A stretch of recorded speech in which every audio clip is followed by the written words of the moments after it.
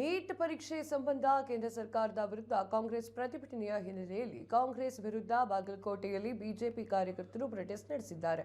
Navanagar BJP ಕಾರ್ಯಾಲಯದ DC ಕಚೇರಿಯ ಮೆರವಣಿಗೆ ನಡೆಸಿದ್ದು, ಪ್ರತಿಭಟನೆಗೆ ವಿದ್ಯಾರ್ಥಿಗಳ ಬೆಂಬಲವನ್ನು ನೀಡಿ ಮಾನವ ಸರಪಳಿಯನ್ನು ನಿರ್ಮಿಸಿ ರಸ್ತೆ ತಡೆದಿದ್ದಾರೆ. ಏನೋ ಪ್ರತಿಭಟನೆಯಲ್ಲಿ ಜಿಲ್ಲಾ ಬಿಜೆಪಿಯ ಅಧ್ಯಕ್ಷ ಶಾಂತಗೌಡ ಪಾಟೀಲ್, ಮಾಜಿ ಶಾಸಕ ವೀರಣ್ಣ ಚರಂತಿಮಠ್ ಸೇರಿ ಹಲವರು ಬಿಜೆಪಿಯ ನಾಯಕರು ಭಾಗಿಯಾಗಿದ್ದರು. ನೀಟ್ ವಿರುದ್ಧ ಕಾಂಗ್ರೆಸ್ ಪ್ರೊಟೆಸ್ಟ್ ಹಿನ್ನೆಲೆಯಲ್ಲಿ ಕಾಂಗ್ರೆಸ್ ವಿರುದ್ಧ ಬಿಜೆಪಿ ಕಾರ್ಯಕರ್ತರು ಪ್ರತಿಭಟನೆ ಮಾಡಿದ್ದಾರೆ. ಬಿಜೆಪಿ ಕಾರ್ಯಾಲಯದಿಂದ ಡಿಸಿ ಕಚೇರಿಯವರೆಗೆ ಮೆರವಣಿಗೆ ಕೂಡ ಇತ್ತು.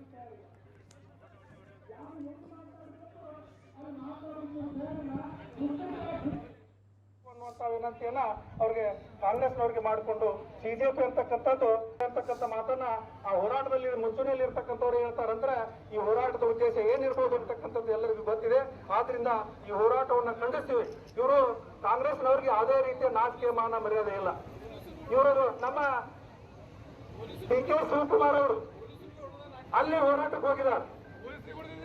ಇವ್ರಿಗೆ ಕೇಳಕ್ ಬಯಸ್ತೀನಿ ನಾನು, ಕರ್ನಾಟಕದಲ್ಲಿ IPL ಮುಗಿದ ತಕ್ಷಣ RCB ವಿಜಯೋತ್ಸವ ಸಂದರ್ಭದೊಳಗೆ ಕಂಠೀರವ ಕ್ರೀಡಾಂಗಣದಲ್ಲಿ ಸುಮಾರು 11 ಜನ ಕಾತುಳಿದ್ದಕ್ಕೆ ಸಿಕ್ಕ ಸತ್ರು. ಅವತ್ತು ನೀವು ಯಾರು ರಾಜೀನಾಮೆ ಕೊಟ್ರಪ್ಪ? ನೀವು ಉಪಮುಖ್ಯಮಂತ್ರಿ ಇದ್ರಿ, ಸಿದ್ದರಾಮಯ್ಯವರು ಮುಖ್ಯಮಂತ್ರಿ ಇದ್ರು, ಗೃಹ ಸಚಿವರು ಇದ್ರು, ನೀವು ಯಾರಾದ್ರೂ ರಾಜೀನಾಮೆ ಕೊಟ್ರ? ಏನು ತನಿಖೆಯನ್ನು ಕೈಗೊಂಡ್ರಿ? ಯಾವುದೇ ರೀತಿಯ ತನಿಖೆಯನ್ನು ಮಾಡಲಾರ್ದೇನೆ ಸುಮ್ಮನೆ ವಿನಾಕಾರಣ ಕಾಲಹರಣವನ್ನು ಮಾಡಿ ಸಮಯವನ್ನು ವ್ಯರ್ಥ ಮಾಡಿದ್ರಿ. ಇವತ್ತು ನಿಮಗೆ ಯಾವ ಅರ್ಹತೆ ಇದೆ ಇದನ್ನು ಕೇಳಿಕ್ಕೆ? ಆದ್ರಿಂದ ನಿಮಗೆ ಹೇಳಿಕ್ ಬಯಸ್ತೇನೆ, ಇವತ್ತು ಕರ್ನಾಟಕದೊಳಗೆ KPSC ಬಗ್ಗೆ ಎಷ್ಟು ಜನ ಮಾತಾಡ್ತಾ ಇದ್ದಾರೆ, ಎಷ್ಟು ಅಕ್ರಮಗಳು ನಡೆದಿದ್ದಾವೆ, ಅದರ ಬಗ್ಗೆ ಒಂದು ಮಾತನ್ನು ಸರಿ ಮಾಡ್ತಕ್ಕಂಥ ಮಾತನ್ನ ತಾವು ಮಾತಾಡ್ತಾ ಇಲ್ಲ. ಆ ನಿಮ್ಮಂತವ್ರ ಕಡೆಯಿಂದ ನಾವು ಬುದ್ಧಿ ಮಾತನ್ನ ಹೇಳಿಸಿಕೊಳ್ಳುವಂತ ಸ್ಥಿತಿಯೊಳಗ ಕೇಂದ್ರ ಸರ್ಕಾರ ಇಲ್ಲ.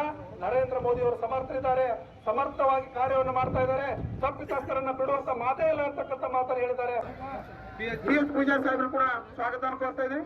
ಅದೇ ರೀತಿ ಬೆಳಗಾವಿ ಭಾಗದ ಪ್ರಭಾರಿಗಳಾಗಿರ್ತಕ್ಕಂಥ ಬಸವರಾಜ್ ಅಂಕಂಜಿ ಅವರು ಕೂಡ ಸ್ವಾಗತ ಕೋರ್ತಾ ಎಲ್ಲ ನಮ್ಮ ಪಕ್ಷದ ಮುಖಂಡರಿಗೂ ಮತ್ತು ಆಲ್ ಇಂಡಿಯಾ ಕಾರ್ಪೊರೇಷನ್ ನಿರ್ದೇಶಕರಾಗಿರ್ತಕ್ಕಂಥ ರಾಜೀವ್ ರೇವಣ್ಕರ್ ಅವರು ಕೂಡ ಸ್ವಾಗತವನ್ನು ಕೋರ್ತಾ ಇದೆ.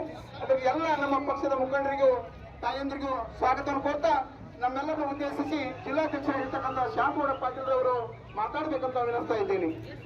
ದಯಮಾಡಿ ಇಲ್ಲಿ ಯಾರು ನಿಂತ್ಕೋಬೇಡ್ರಿ, ಪ್ರೆಸ್ನವರು ಬ್ಯಾನರ್ನವರು ಬಿಟ್ಟರೆ ಯಾರು ನಿಂತಿರ್ಬಾರ್ದು ದಯಮಾಡಿ.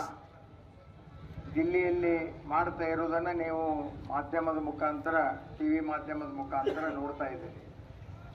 ಅವರಿಗೆ ಯಾವುದೂ ಪ್ಲಾಟ್ಫಾರ್ಮ್ ಸಿಕ್ಕಿರಲಿಲ್ಲ. ಹಲವಾರು ಸಾರಿ ಇಂಥ